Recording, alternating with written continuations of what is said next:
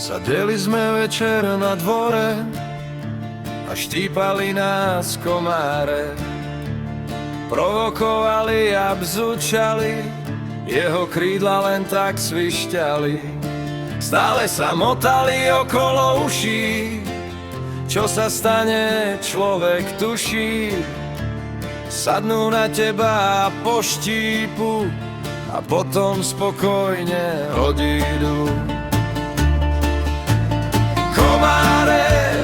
Komáre bzučia, pekný večer nám rušia. Aj tak bolo, nálety začali a nás všetkých štípali. Štípali nás a bodali, pritom stále bzučali. Do terní boli veľmi teda, do štípu nás pomoc beda. Oháňali sme sa nič, posielali sme ich teda v pič. No to veľmi nepomáhalo, akurát nás to zunovalo. Nervózni sme boli z náletov, z tých ich nočných úletov. Štípance svrbeli a pálili, takto sme sa s komármi bavili.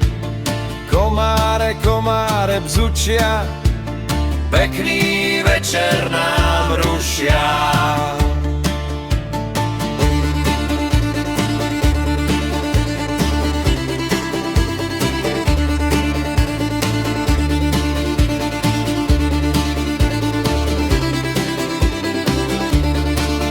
Už aj papuča začala fungovať a plán sa začal budovať.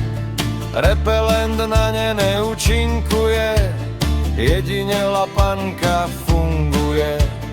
Tu ma teda napadlo, že idem preto dlhé chapadlo.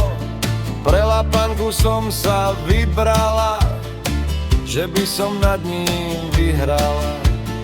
Nezdarilo sa, bzučal ďalej, štipol ma po česky ten čurák malej. Potom to prišlo, lapanka na ňom pristala a ja som nad tým celofánom vyhrala. Lenže nebol iba jeden, hneď nám klesol ten náš hrebeň.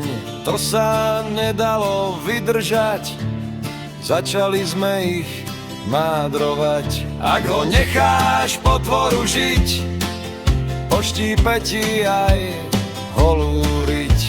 Samozrejme, že to stihli, napili sa a potom zmizli. Komár